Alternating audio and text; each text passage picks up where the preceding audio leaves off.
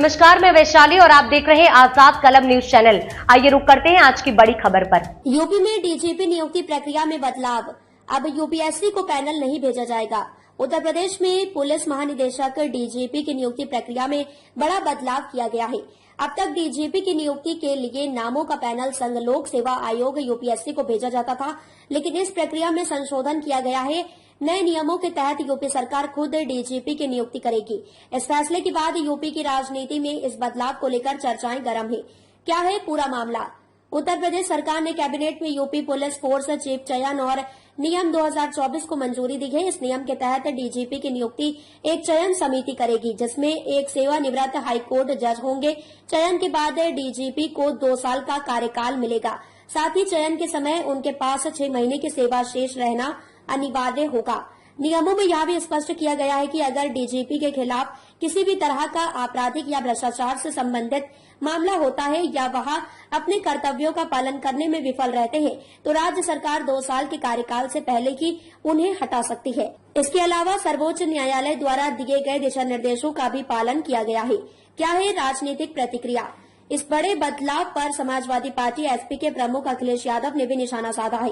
अखिलेश ने बिना किसी का नाम लिए सोशल मीडिया पर योगी सरकार पर तंज कसते हुए कहा, सुना है कि किसी वरिष्ठ अधिकारी को स्थायी पद देने और उनके कार्यकाल को 2 साल बढ़ाने के लिए सिस्टम बनाया जा रहा है।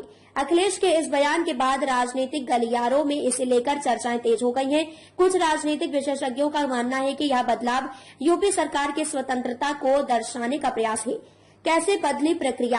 पहले डीजीपी की नियुक्ति प्रक्रिया में राज्य सरकार यूपीएससी को नामों का पैनल भेजती थी, जिसमें यूपीएससी की अनुशंसा के आधार पर नियुक्ति होती थी। लेकिन अब इस नई नीति के तहत यूपीएससी को पैनल भेजने की आवश्यकता नहीं होगी। इसके बजाय राज्य सरकार के एक विशेष पैनल द्वारा नामों का चयन किया जाएगा। इस बदलाव का उद्देश्य यूपी पुलिस में पारदर्शिता और स्वायत्तता को बढ़ावा देना बताया जा रहा है। सरकार का कहना है कि अब राज्य को अपने तरीके से डीजीपी नियुक्त करने की स्वतंत्रता होगी।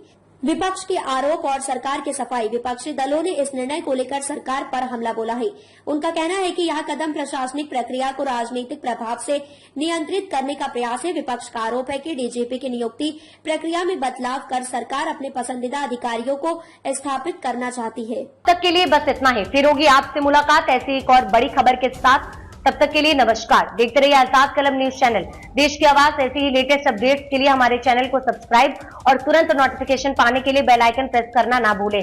यदि आप हमें फेसबुक के माध्यम से देख रहे हैं तो हमारे पेज को फॉलो जरूर करें। धन्यवाद।